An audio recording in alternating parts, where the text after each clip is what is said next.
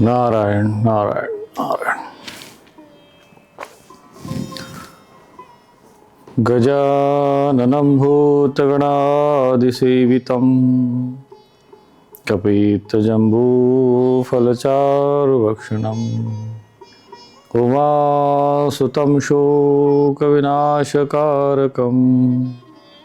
नमामि विघ्नेश्वरपादपङ्कजम्। वक्रतुंड महाकाय सूर्यकोटिसमप्रभ निर्विघ्नं कुरु मे देव सर्वकार्येषु सर्वदा। या देवी सर्वभूतेषु शक्तिरूपेण संस्थिता नमस्तस्यै नमस्तस्यै नमस्तस्यै नमो नमः। या देवी सर्वभूतेषु बुद्धिरूपेण संस्थिता नमस्तस्यै नमस्तस्यै नमस्तस्यै नमो नमः।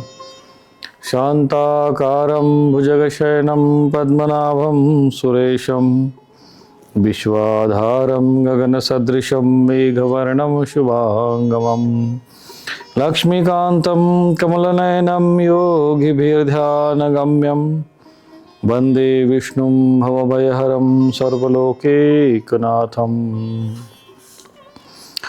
वन्दे देवमुमापतिं सुरगुरुं वन्दे जगत्कारणं वन्दे पन्नगभूषणं मृगधरं वन्दे पशूनां पतिं। वन्दे सूर्यशशाङ्कवन्यनयनं वन्दे मुकुन्दप्रियं वन्दे भक्तजनाश्रयं च वरदं वन्दे शिवं शङ्करम्। गुरुब्रह्मा गुरुविष्णु गुरुदेवो महेश्वर गुरु साक्षात् परब्रह्म तस्मै श्री गुरुवे नमः। कृष्णाय वासुदेवाय हरे परमात्मने प्रणतक्लेशनाशाय गोविन्दाय नमो नमः। ॐ नमो भगवते वासुदेवाय। ॐ नमो भगवते वासुदेवाय।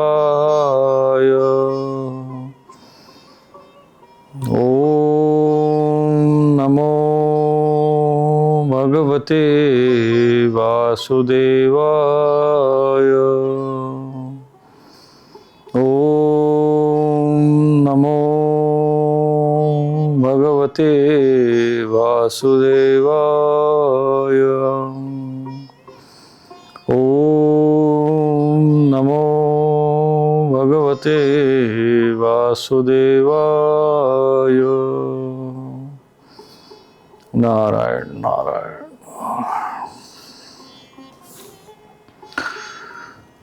कल हमने भगवद गीता के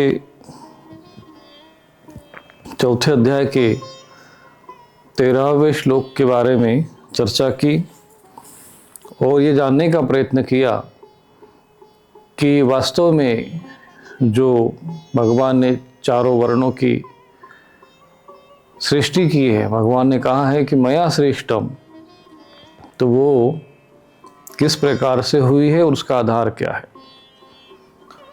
गुण कर्म विभागशयः, ये जो विषय है, ये जो श्लोक का भावार्थ है कि गुण और कर्म के अनुसार विभाग हुआ है, विभाग किया गया है। जो चार वर्णों का जो चातुर्वर्ण्यम, जो एक ही मनुष्य को, एक ही मनुष्य जाति को चार वर्णों में विभाजित किया है, तो ये स्वयं भगवान ने किया है। मैं यहाँ श्रेष्ठ हूँ, परंतु भगवान कहते हैं कि ये कैसे, तो गुण कर्म विभागशयः।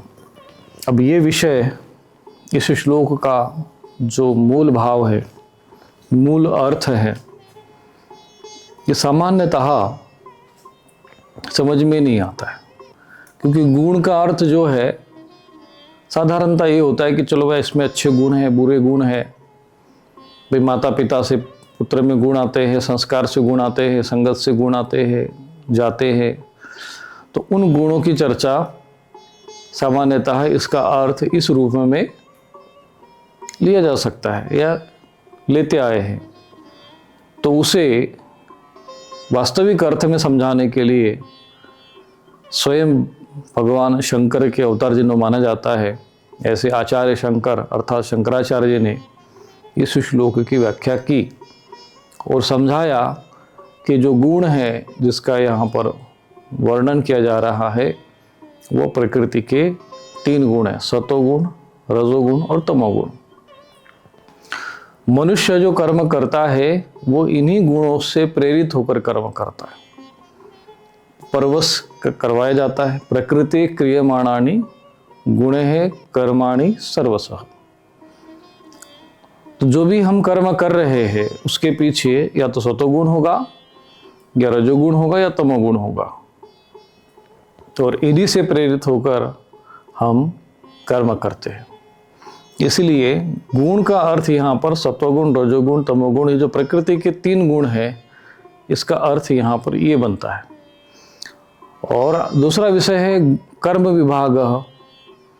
तो उस गुणों के आधार पर स्वाभाविक रूप से भगवान ने कहा है यहाँ पर कि वह व्यक्ति या उस व्यक्ति के लिए ये उसके कर्म निश्चित रहेंगे। तो सत्वगुण प्रधानस्य सात्विकस्य ब्राह्मणस्य समदमादि कर्म। अब सम, दम, तप, शौच, ज्ञान विज्ञान कास्तिकम, यज्ञ आदि करना।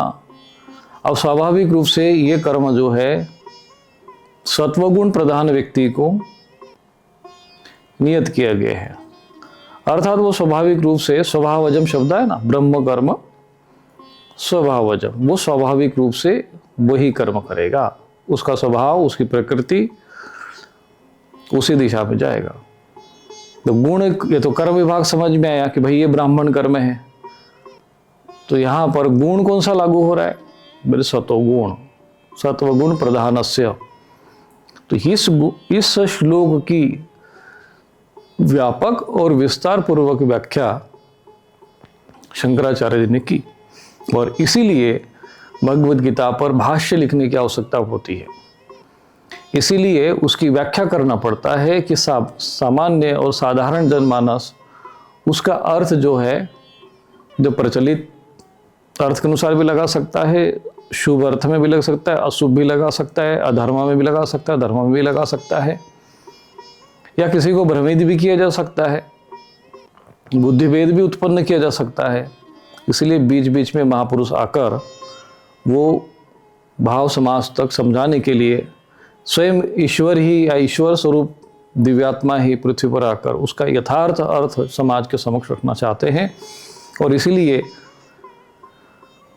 शंकराचार्य जी को शंकर भाष्य लिखना पड़ा और समझाने का प्रयत्न करना पड़ा कि भगवद गीता में जो श्लोक है, जो भगवान के वचन है, उसका यह अर्थ बनता है।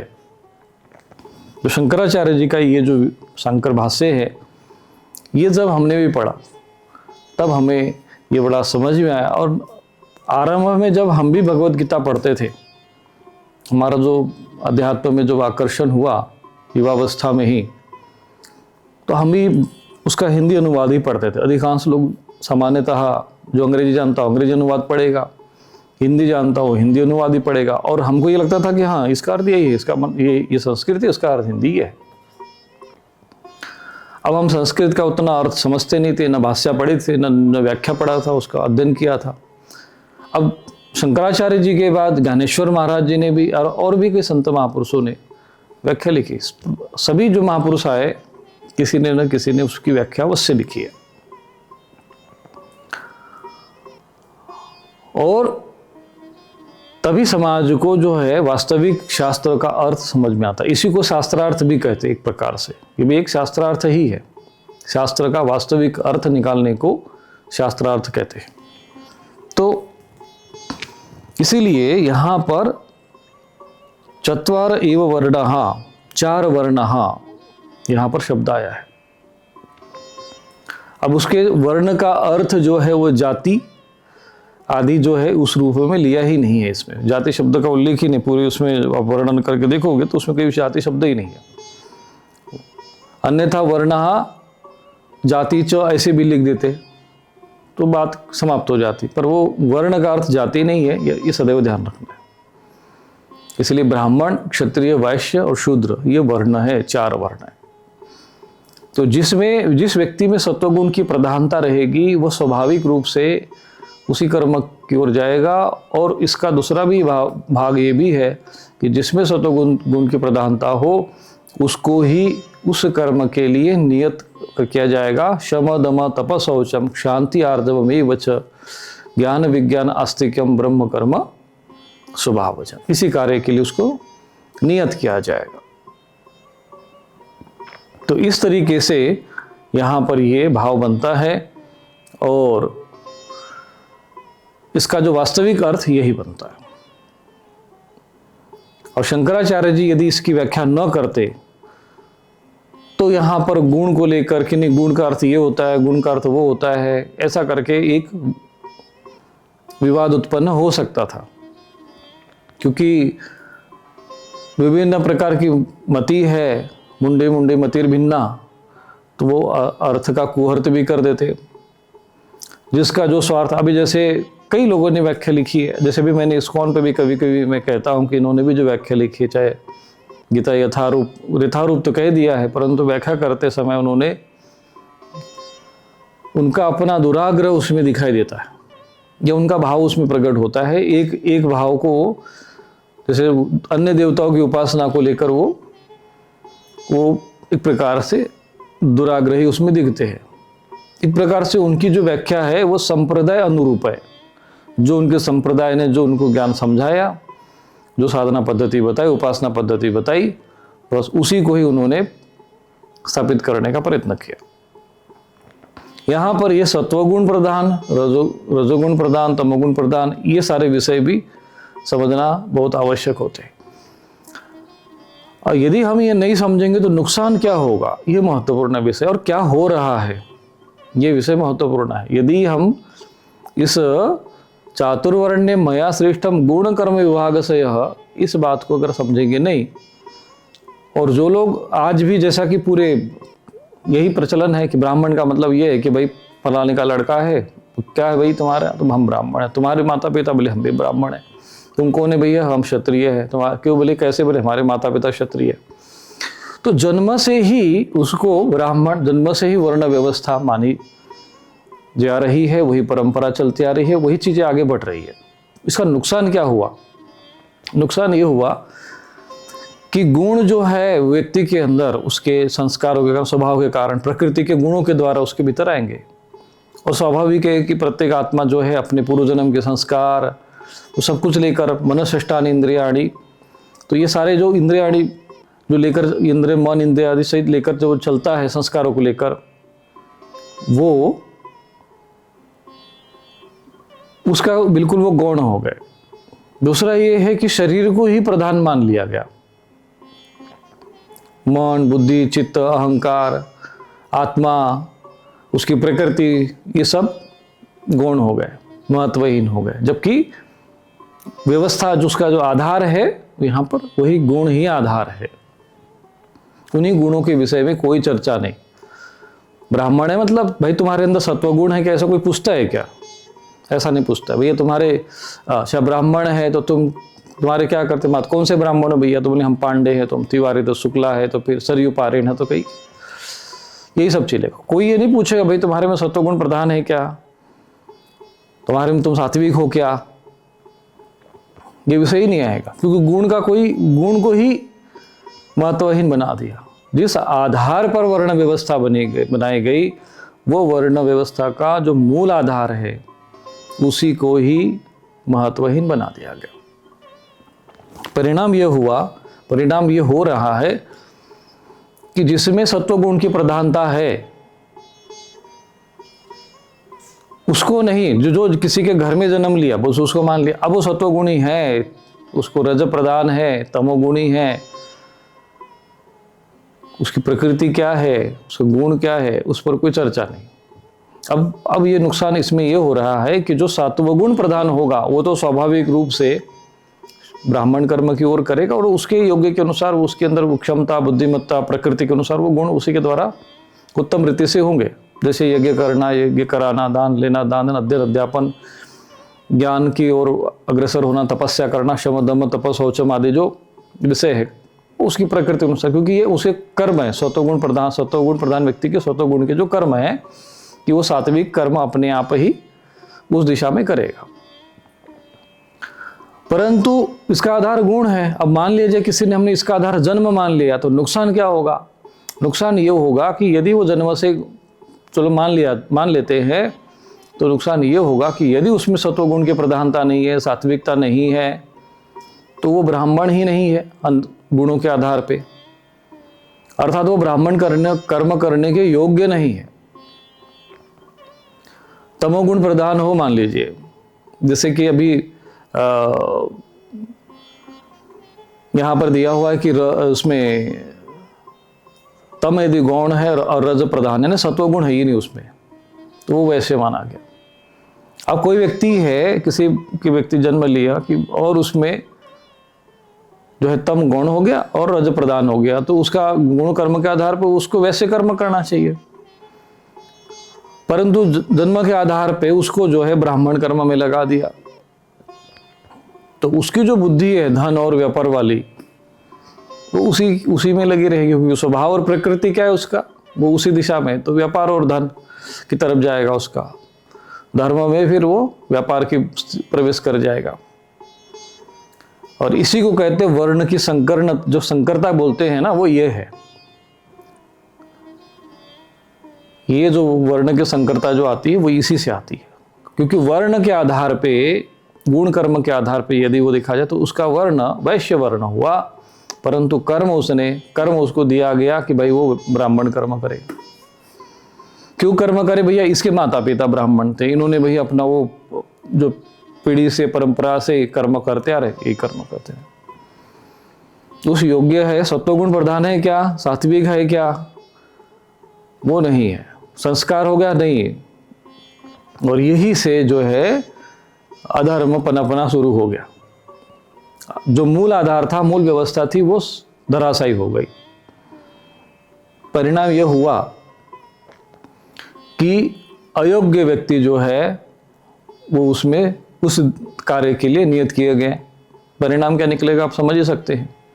परिणाम ये निकला कि उन्होंने धर्म कर्म में जो है अशास्त्रीय चीजें प्रवेश कराने लग गए, व्यापार बुद्धि आ गई, और वो सारा जो दृश्य जो उसके जो दुष्परिणाम है वो यहाँ पर दिख रहे। त्याग, तपस्या, यज्ञ, दान, ये चीजें समाप्त हो गई, और उसका जो विकृत स्वरूप है जो हम सबके सामने है, ये नुकसान हुआ।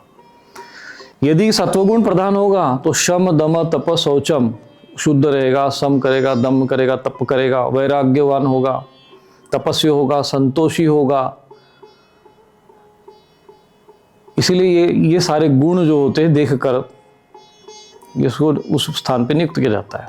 धर्म क्षेत्र में ऐसा हुआ नहीं, और इसलिए धर्म की ग्लानि हुई और अधर्म की अभिवृद्धि।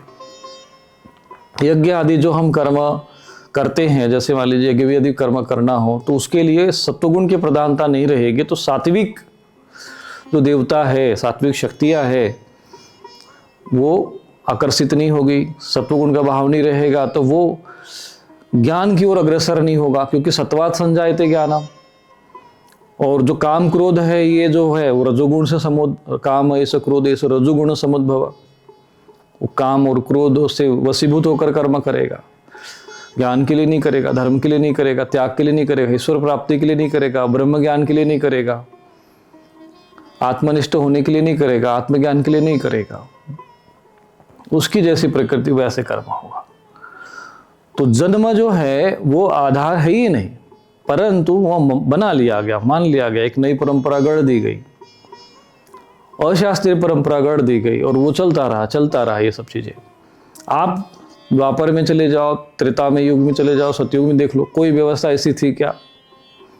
किसी की नाम के आगे कभी टाइटल था? अभी आप नहीं बता सकते हो कि भाई फलाना जो व्यक्ति ऋषि जो थे, महर्षि है, ऋषि है, कई ऋषियों के नाम हम जानते हैं, उनके नाम के आगे नहीं बता सकते हो कि हाँ भाई ये ब्राह्मण था या क्षत्रिय रहे। जैसे विश्वामित्र जी है, तो विश्वामित्र जी है भाई ब्रह्म ऋषि है, तपस्या की है तो ठीक है, ब्रह्म ऋषि है, ब्राह्मणत्व को प्राप्त हो गए, ब्रह्म कर्म कर रहे हैं। परिवर्तन हुआ है ना वहां पे तपस्या के द्वारा। ब्राह्मणोयम तपसो ग्रहण प्राप्तवान मसी कौशिका, स्वयं ब्रह्मा जी ने कहा कि आपने उग्र तपस्या के द्वारा ब्राह्मणत्व का प्राप्त कर लिया है। सत्वगुण की प्रधानता, क्योंकि वो जब तक उनमें वो रज की प्रधानता थी और उसके लिए उनको तप करना पड़ा, उस रज को समाप्त करना, उस काम को और क्रोध को शम दम, उसी को दम कहते हैं, दमन करना पड़ा और किया, सफल हो गए। ये मुख्य रूप से इसके भाव है। और यदि ये सब को देखते हुए, अब दूसरा नुकसान क्या हुआ कि भाई जिसमें सात्विक गुण की प्रधानता है, जो सात्विक है, उनको कह दिया गया कि भाई तुम जो है ये सब तुम्हारे कर्म नहीं है, वो क्योंकि वो ब्राह्मण के घर में जन्म नहीं लिया, भाई उनके इनके माता पिता ब्राह्मण नहीं है। तो वो जो सात्विक सत्वगुण प्रधान व्यक्ति था, सात्विक था, बोले वो भी फिर धीरे धीरे कहा कि भाई ये तो हमारा कर्म है नहीं, हम क्यों करें। तो वो जो व्यक्ति को जो ब्राह्मण कर्म के लिए था, वो दूसरे कर्म में नियुक्त किया गया, अथवा स्वाभाविक रूप से वो कर्म करने भी लगा तो उसको जो है अधार्मिक सिद्ध कर दिया गया। जैसे कि संत ज्ञानेश्वर महाराज जी के जीवन में वर्णन आता है कि उनको कहा कि आप वेद नहीं पढ़ सकते हो, क्योंकि तुम्हारे माता पिता जो थे, तुम्हारे जो पिता थे, उन्होंने संन्यास लिया था, फिर तुम सन्यासी के पुत्र हो। कहा कि तुम्हारा यज्ञोपवीत संस्कार ही नहीं हो सकता, तुम वेद नहीं पठन कर सकते हो। तो उन्होंने कई फिर उनकी शक्ति का प्रदर्शन करना पड़ा, उनको शक्ति का प्रदर्शन किया, वहां के लोगों ने स्वीकार कर लिया। लेकिन कहा कि भाई जब तक वो पैठण के जो ब्राह्मण आकर जो समुदाय है, वो जब तक आपको शुद्धि पत्र नहीं देते, हम आपको स्वीकार, आपका यज्ञोपवीत संस्कार हो ही नहीं सकता, अब वेद पठन ही नहीं कर सकते। फिर वहां से ये जाते हैं, चूंकि ईश्वरीय अंश रहे हैं, योगी महापुरुष थे, प्रत्यक्षम किम प्रमाण, तो उन्होंने अपना वहां प्रमाण दे दिया। फिर उनको कहा कि भाई अब तुम सिद्ध करो। बोले कि नहीं, वेद तो वो नहीं पढ़ सकता। बोले तो ये पशु भी पढ़ लेगा क्या? बोले हाँ, पशु भी पढ़ सकता है। उन्होंने पशु को से भी मुख से वेद सूक्त जो है, वेद की ऋचा उन्होंने बुलवा दी, क्योंकि वो तो ईश्वर के स्वरूप थे, इसलिए उन तो एक समाज में एक वास्तविक यथार्थ ज्ञान देने के लिए, समाज को दिशा देने के लिए वो तो उनका अवतरण हुआ था, इसलिए उनमें जन्मजात सारी शक्तियाँ थी, स्वीकार करना पड़ा, सारे नतमस्तक हुए। फिर उन्होंने भगवद गीता पर व्याख्या लिखी और बाद में वो समाधिस्थ हो गए। जो उनका कार्य करना था उन्होंने किया। तो जब जब धर्म की ग्लानि होती है, ऐसे संत महापुरुष, ज्ञानी पुरुष अवतरित होकर समाज के समक्ष ये विषय रखते हैं। तो कहने का मेरा तात्पर्य है कि ये एक तो जो वास्तविक योग्य है उनको अयोग्य सिद्ध कर दिया, और जो अयोग्य है उसको योग्य समझ के फिर वहां बैठा दिया गया। अब जिसमें तमोगुण की प्रधानता है, रजस की प्रधानता है, सत्व है ही नहीं है, सत्वगुण है ही नहीं है, ऐसे व्यक्ति को यदि आप धर्म कर्म में, ब्राह्मण कर्म में लगा दो, पहले तो उधर उसकी मनोवृत्ति होगी नहीं, और यदि वो ये मान के कि नहीं जन्म से इसको जोड़ के अगर हम आपको वहाँ बैठा दोगे तो निश्चित रूप से अधर्म ही फैलेगा। वहाँ पर भी वो व्यापार फैला करेगा, वहाँ पर भी वो उसको यज्ञ भ्रष्ट, धर्म भ्रष्ट कर देगा। और वही हुआ, धीरे धीरे हुआ क्या कि चूंकि प्रकृति और स्वभाव उनका ब्राह्मण का नहीं था, ब्राह्मण कर्म के प्रति नहीं था, तो वो उन्होंने धीरे धीरे अपने यज्ञ त्याग दिए। नहीं तो आपने देखा होगा, तीनों समय में स्नान करना, त्रिकाल संध्या, यज्ञ कर्म करना, त्रिकाल संध्या करना, तपस्या करना, भिक्षा मांगना, ये क्योंकि यही तपस्या के भाई उसका कार्य यज्ञ करना, तपस्या करना है। तपस्वी का जीवन जीना, संतोषमय जीवन जीना, वेद अध्ययन करना, शास्त्र का अध्ययन करना, यही उसके कर्म है, यही उसकी प्रकृति। वो धीरे धीरे वो त्याग होने लग गया, उसकी जगह फिर नया सिस्टम खड़ा होने लग गया, फिर व्यापार वाला। और उसके लिए फिर तो कई जगहों पर तो ये होगा कि फिर मठ मंदिर संपदा ऐश्वर्य आ गया। फिर वहां अगर मान लीजिए उसके अंदर रजोगुण की प्रधानता, रजस प्रधान है, सत्व थोड़ा बहुत है, रजस की प्रधानता, उसमें क्षत्रियता का भाव आ गया, तो भाई हम यहाँ के पीठाधीश है, तो फिर यहाँ के हमारे संपत्ति पर, मुख्य रूप से फिर ध्यान संपत्ति पर, क्या धर्म पर नहीं, त्याग पर नहीं, तपस्या पर नहीं, भगवद गीता में भगवान ने कहा कि यज्ञ दान तप कर्म न त्याज्यम कार्य में होती, इसको मत त्यागो। हमने वही 2 ही चीज त्याग दी सब लोग, इन्हीं जो जिनको करना चाहिए था। पहला यज्ञ त्याग दिया, दूसरा तप त्याग दिया। जीवन में तपस्या नहीं रह गई, इंद्रिय संयम नहीं रहा, तपस्या नहीं रही, और जैसे वेद वेदांग जो जितेंद्रिय वेद वेदांग विशारद, वेद अध्ययन नहीं रहा, यज्ञ नहीं रहा। ये सारे जो उनमें जो गुण होने चाहिए वो सब जो कर्म थे उसके वो नष्ट हो गए। उसकी जगह फिर ये हो कि आओ माथा टेको, दक्षिणा चढ़ाओ और आगे बढ़ो। आपको उन स्थानों में यज्ञ होते हुए, धर्म तप होते हुए आपको देखने वाले नहीं रहे। जब ये स्थिति व्यवस्था ठीक थी, उस परिस्थिति में सब लोग जो भी ब्राह्मण कर्म सत्वगुण प्रदान होते थे वो स्वाभाविक रूप से जो ब्राह्मण कर्म करते थे, तो उनकी वो तपस्या देखकर, उनका वो ज्ञान देखकर देवता तक नतमस्तक हो जाते थे, राजा महाराजा नतमस्तक हो जाते थे। एक तपस्वी ऋषि अगर किसी राजसभा में गया, तपस्वी ब्राह्मण किसी राजसभा में गया, तो सब उठकर उसके तेज से, उसके तप से, उसके ज्ञान से प्रभावित होकर नतमस्तक होते थे और धर्म के मार्ग पर चलते थे। ये इतना महत्वपूर्ण विषय जो है ये हमारा उसमें चला गया, धीरे धीरे धीरे पतन हो गया। दूसरा, एक क्षत्रिय वर्ग में आ गया कि भाई हम क्षत्रिय हैं, तो जो जिनमें क्षत्रिय के गुण थे वो तो युद्ध करते थे, लड़ते थे, देश राष्ट्र की जो है वो रक्षा करते थे। तब जो उसके लिए आवश्यकता पड़ी राष्ट्र के लिए, अपनी स्त्री के लिए, बालकों के लिए, वृद्धों की रक्षा के लिए, वो प्रजा का हित करने के लिए लड़ते थे, आवश्यकता पड़ने अपने प्राणों का बलिदान देते थे। उनमें जो गुण होते थे, शौर्य, तेजो, धृति, दाक्ष, युद्धे च अपलायनम, दानम, ईश्वर भावश्य, और दान का भावना होता था। आप कहीं भी चले जाओ, क्षत्रिय प्रकृति, जैसे कि कर्ण के अंदर क्षत्रिय के गुण थे, पूर्ण रूप से क्षत्रिय के गुण थे उसके अंदर, पर जीवन भर उसको इस आधार पर कि तू शूद्र जो है, सूत कर्म करने वाला है, तुम युद्ध नहीं कर सकते हो, ऐसा बोल बोलकर उसको जो है अपमानित किया गया। जबकि उसके अंदर सारे गुण क्षत्रिय के थे, दान का भावना, ईश्वर भावस्य, दानम ईश्वर भावस्य, युद्धे च अपलायनम, शौर्य, तेज, धृति, दाक्ष, सारे गुण थे। परिणाम क्या हुआ? तो वही स्थिति जो है पूरे समाज में हो गई। ये उसी समय से, उस समय में भी ये स्थिति थी, द्वापर युग में भी, चूंकि जब सतयुग तो था नहीं। अब ऐसा नहीं कि असुरत्व, अधर्म जो है आज ही है, जो है द्वापर युग में नहीं था। भगवान के रहते हुए क्या समाज में अधर्मी नहीं थे? कौरव कौन थे? जो कंस आदि के जो राक्षस थे, असुर थे, तभी तो भगवान को आना पड़ा ना पृथ्वी पर। जब अधर्म नहीं होता, धर्म की ग्लानि नहीं हुई होती, तो भगवान अवतरण लेते ही क्यों? यही स्थिति त्रेता में भी थी। तो जब जब ये असुरत्व बढ़ता है, अधर्म बढ़ता है, तो भगवान आते हैं। और ये स्थितियाँ कभी भी यदा यदा ही धर्मस्य, जब जब ऐसा होता है भगवान अवतर कर लेते हैं और उसमें परिवर्तन करने का प्रयत्न करते हैं। तो कहने का तात्पर्य ये है कि ये विषय, ये चीज़ें समझना बहुत आवश्यक है। यदि ऐसी व्यवस्था जो ये अभी प्रचलन में है, यदि ये इसी आधार पे बढ़ती रही, तो ये पूर्ण रूप से धर्म का नाश कर देगी, और नाश कर दिया है। जो वास्तविक धर्म है, जिसको हम कहते हैं, जो हमारे जीवन में शिखा सूत्र समाप्त हो गए, क्योंकि वो जो है जन्म से हम कहा कि भाई उनमें तो गुण तो थे नहीं, तो उन्होंने कह दिया भाई हम भी नहीं करेंगे, हमारे बाप दादा करते थे, हमने तो त्याग दिया है।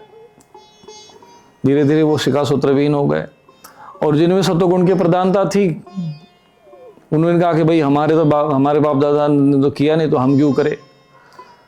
इस तरीके से हम शिखा सूत्रविहीन हो गए, यज्ञ विहीन हो गए, तप विहीन हो गए, और दान आदि जो मनोवृत्ति, जो सही जगह पे जो दान होना चाहिए, जो कार्य होना चाहिए, वो तो अब तो पानी नहीं पीने वाला, पिलाने वाला रहेगा। आप कोई प्याऊ लगा दे तो वो भी नहीं रह गया, कोई कुआं खोदने वाला नहीं रह गया, कोई वृक्ष लगाने वाला नहीं रह गए।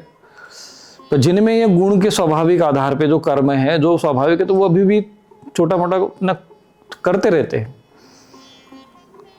अब जैसे आज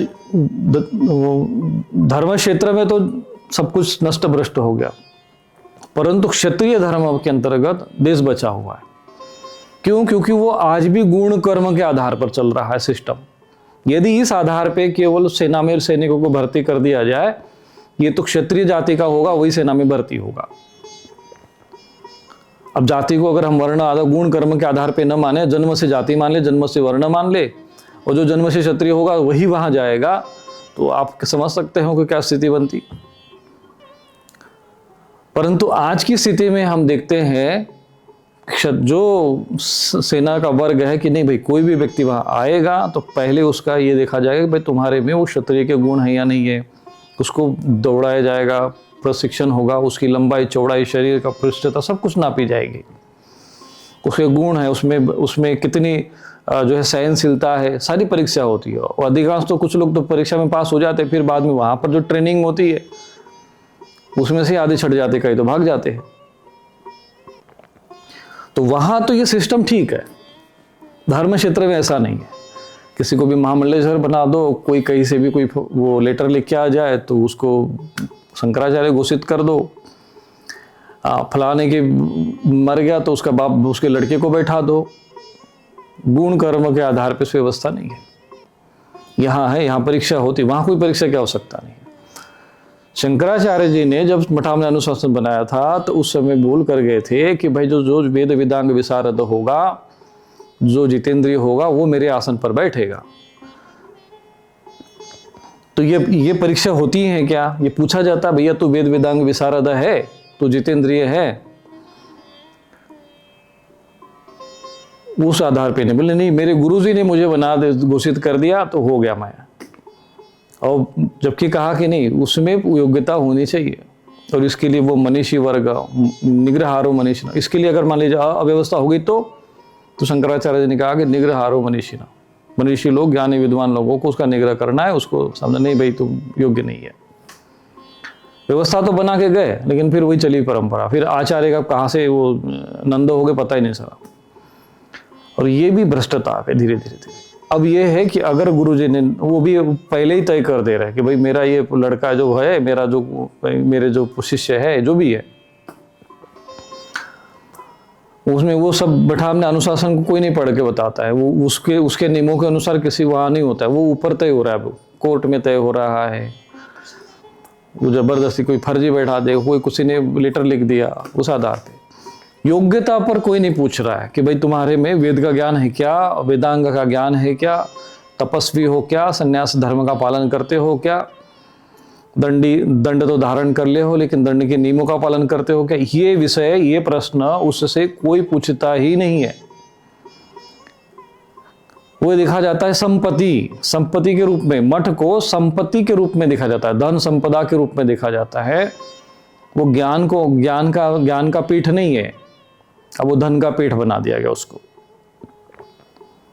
तप का पीठ नहीं है, वो संपदा का पीठ बन गया है, पद प्रतिष्ठा का पीठ बन गया है। और इसी से धर्म भ्रष्टता आ जाता है। और ये सब जगह पूरा धर्म क्षेत्र में आप देखो वही है। इसी को धर्म की ग्लानि कहते हैं, इसी को अधर्म की अभिवृद्धि कहते हैं। दूसरा, थोड़ा सा राजनीति में भी मान लीजिए ये व्यवस्था बदलती है। जो पहले जिनमें बाहु का बल हुआ करता था वही राजा, अब ये लोकतंत्र आ गया, इसमें भी ये है, थोड़ा बहुत इसमें भी अधर्म आ गया। अपराधी हो, भ्रष्टाचारी हो, उसको भी आप भाई ये इस जाति का है, हमारी जाति का है, इसको वोट करेंगे। क्यों भैया? ये हमारी जाति का है। भाई ये वास्तव में वहां जाने के राज्य को, समाज, प्रजा, देश को चलाने के योग्य है क्या? इसमें इतनी बुद्धि है क्या? मंत्री वाले जो गुण हैं क्या इसके अंदर? ये इसके सदाचारी हैं क्या? ये सारे जो गुण, शौर्य, तेज, धृतम, दाक्षी, ये सब गुण उसमें वास्तव में वहां मंत्रण आदि देने का कार्य तो जो बुद्धि प्रदान हुआ करते थे, यानी जो ब्राह्मण कर्म करते थे, उनको मंत्री रूप में वहां पर बनाया जाता था, जो वास्तव में तपस्वी होते थे, जिनको धर्म का ज्ञान होता था। गुण कर्म की बात बता रहा हूं मैं यहाँ पर। और आप देख लो राजा दशरथ जी की जो राज्यसभा थी, उसमें उस समय के श्रेष्ठ सारे जितने भी ऋषि थे वो सब मंत्री पद पे कार्य करते थे। पढ़ के देख लेना वाल्मीकि रामायण। महर्षि वशिष्ठ, मार्कंडेय जी, जाबाल ऋषि, कात्यायन ऋषि, विश्वामित्र जी, सारे ऋषि वहां मंत्री रूप में अष्ट मंत्री जो अंत, और उसमें भी 10,000 से ज्यादा तो ऋत्विज ब्राह्मण उसमें मंत्री के कार्य करते थे, मंत्रण देने का कार्य करते थे। सारे तपस्वी, सारे त्यागी, सारे ज्ञान और धर्म और ज्ञान का संपूर्ण ज्ञान, उस आधार पे वो तय होते थे। और वो फिर राजा को, जैसा कि वो मंत्री परिषद राष्ट्रपति को एक प्रकार से सलाह देते हैं, मंत्रणा करते हैं, उसी तरह से आज भी व्यवस्था मंत्रणा तो करते, आधार वो नहीं है।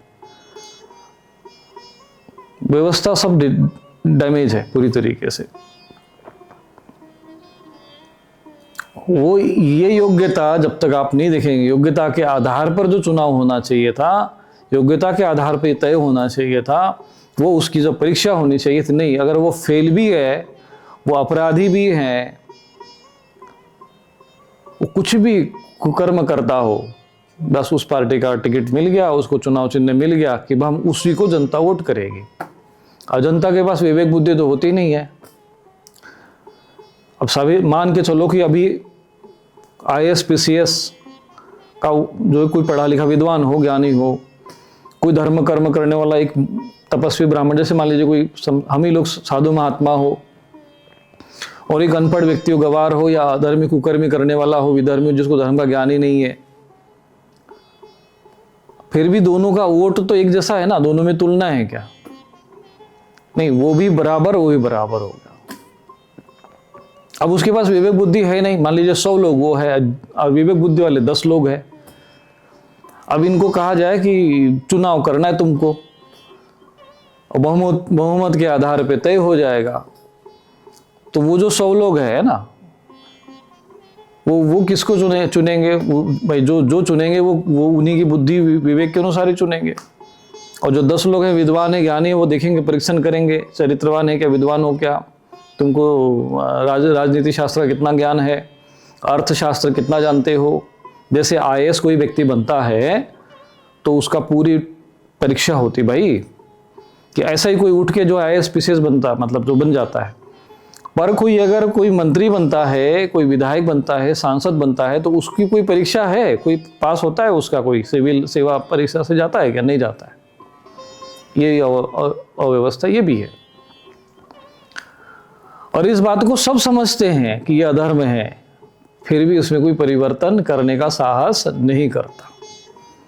इसी को अधर्म कहते हैं। ऐसे ही धर्म क्षेत्र में हुआ, ऐसे ही राष्ट्र में भी होता, तो उधर धर्म नष्ट हुआ, इधर राष्ट्र भी वैसा ही। ऐसे ही लोगों के हाथ में वो IAS विद्वान, पढ़ा लिखा, ज्ञानी पुरुष जो है, एक अनपढ़ गवार व्यक्ति के नियंत्रण में, उसके आज्ञा में सबको चलना पड़ता है।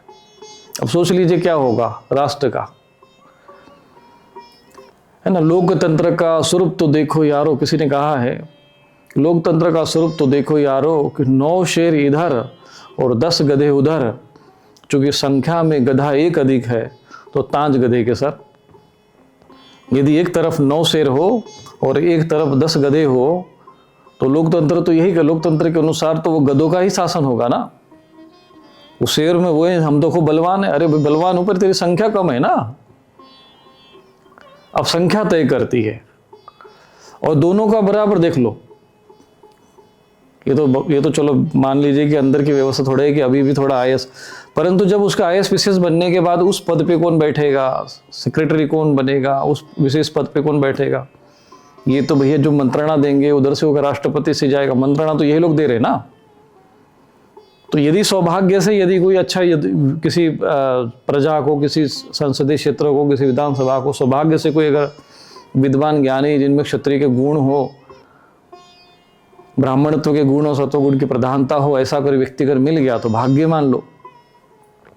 और कोई अगर असुर, अधर्मी, कुकर्मी, भ्रष्टाचारी आ गया तो फिर तो सब तो पूरा क्षेत्र का समझ ही सकते हो। जैसे आज हमारे उत्तर प्रदेश में योगी आदित्यनाथ जी है, भले ही वो साधु से स्वभाव से महायोगी है, साधु सन्यासी है, परंतु उनके गुण कर्म के आधार पे वो क्षत्रियत्व के सारे गुण में है। और तभी उन्होंने अधर्मियों का और उसका दमन करने में एक पूरे, जिसे कहते हैं स्ट्रॉन्ग मैन, जिसे कहते हैं, वो मजबूत व्यक्ति की तरह वो आज शासन कर रहे, सफल है उसमें। इतना बड़ा जो है उत्तर प्रदेश जैसा राज्य है, वो व्यक्ति आया और उसने पूरा व्यवस्था बदल दी। तो यदि योग्य व्यक्ति बैठेगा ऊंचे पद पर, उसमें वो गुण होंगे, तो ही राष्ट्र बचेगा। ऐसे ही धर्म के क्षेत्र में जो तपस्वी हो, ज्ञानवान हो, विद्वान हो, जितेंद्रिय हो, वेद वेदांग विशारद हो, जिसको धर्मशास्त्र का वास्तविक ज्ञान हो, तो धर्म बचेगा, धर्म का उत्थान होगा। ऐसे ही कोर्ट से यदि आचार्य बनने लग गए, तय होने लग गया, अब जबकि वो जो कोर्ट वालों को क्या धर्म का ज्ञान तो है नहीं, क्योंकि वो वेदांग विशाल वो गीता संगठन अनुसार से लेकर तो बैठकर बात नहीं करते, कुछ शास्त्रार्थ तो नहीं कर सकते। जो भी व्यक्ति आचार्य बनना चाहता है उसको शास्त्रार्थ करके भाई उसको बताना चाहिए, उसमें 10 कम से कम 100 मनीषी बैठने चाहिए, विद्वान बैठने चाहिए, और फिर उसकी परीक्षा होनी चाहिए कि भाई तुम वेद में जानते हो क्या, वेदांग में जानते हो क्या। उस पर जो प्रश्न होना चाहिए, चर्चा होनी चाहिए, उनका तप देखना चाहिए, उनका आचरण देखना चाहिए, वो सब चीजें नहीं। और वो यही इसी को कहते हैं अधर्म। यदा यदा ही धर्मस्य ग्लानिर्भवति भारत, यही धर्म की ग्लानि है। ऐसे ही व्यापार वर्ग में हुआ नुकसान। मैं आज आप लोगों को बता रहा हूं वैश्य वर्ग में। अवैश्यों का कार्य क्या है भाई? कृषि करना है, कर तो रहे हैं, बोले इसमें क्या समस्या आ रही है? बोले वाणिज्य व्यापार वो भी कर रहे हैं। बोले क्या समस्या? बोले समस्या ये है कि एक लाइन तुम भूल गए हो, कृषि गौरक्ष वाणिज्यम, वो गौरक्षा तो भूल गए ना। वैश्य कर्म स्वभावजम, अब तुम्हारा कर्म था गायों की रक्षा करना, आज गाय पे सड़क पर घूम रहे, सरकार को दोष देते हो।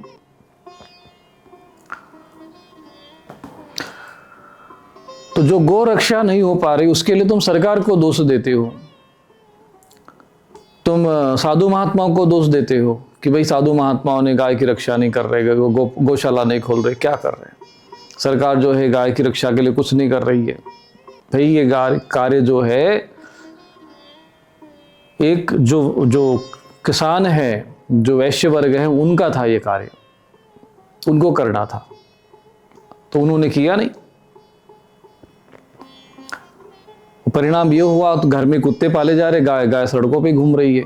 ये जो हानि हुई है वह हम सभी आज हम देख रहे हैं समाज में जो स्थिति चल रही है।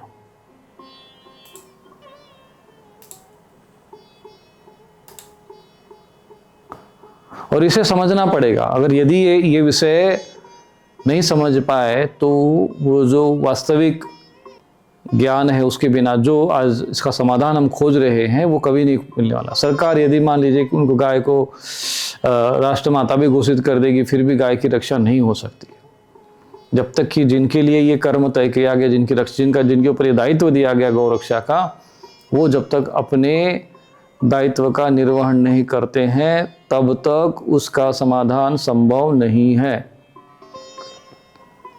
ये नुकसान हो गया।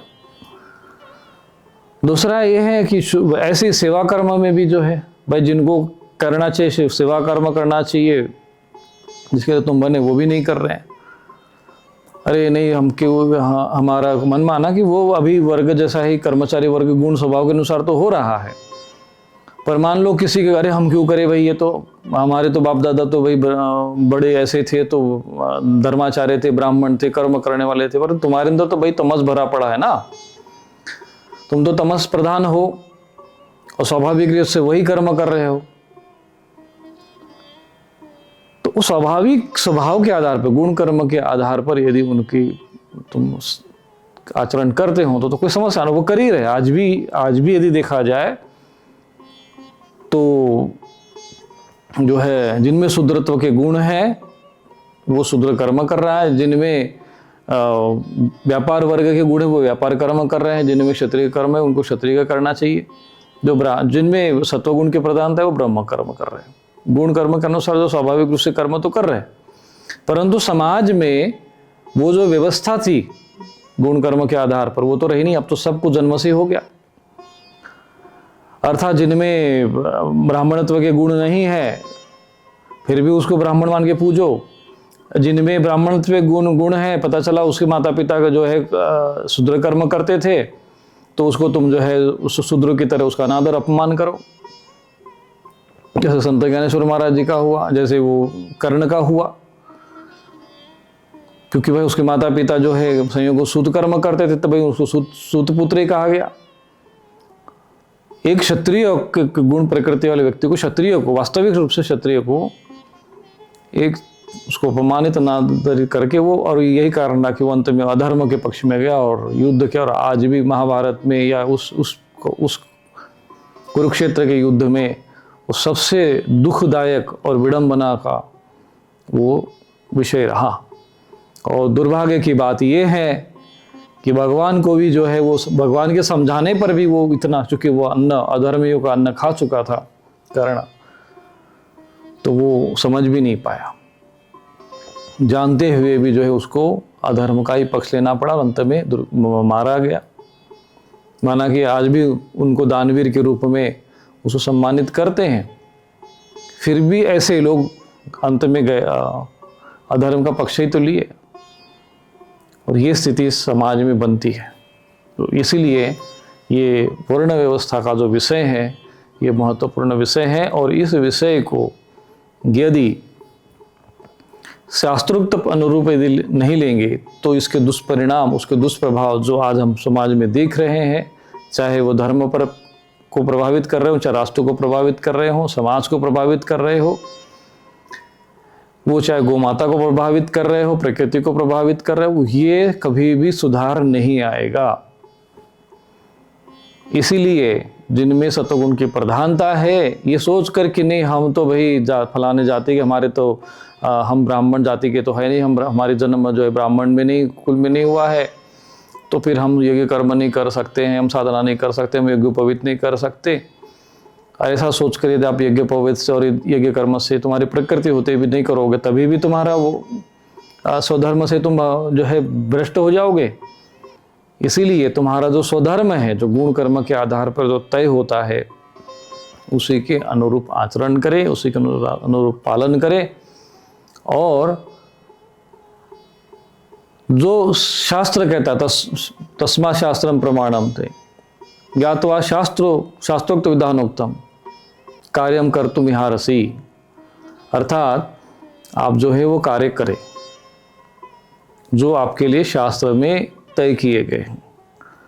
और ये आपको समझना है, ये विषय इतना महत्वपूर्ण है, गूढ़ है, और यदि ये इस विषय को शास्त्रोक्त पद्धति से समझकर उसके अनुरूप आचरण करते हैं तो पुनः धर्म की संस्थापना संभव है, पुनः राष्ट्र का उत्थान संभव है जो यथार्थ रूप में होना चाहिए, और गौ रक्षा भी संभव है यदि वो ये पृथ्वी माता, ये जो गौ माता, ये सब इनकी रक्षा संभव है यदि जो शास्त्र का अनुसार जो विधान है, शास्त्रोक्त विधान है, गुण कर्म के अनुसार जो विधान है उसके अनुसार आचरण करते हैं, तभी ये संभव है, तभी धर्म की संस्थापना होगी।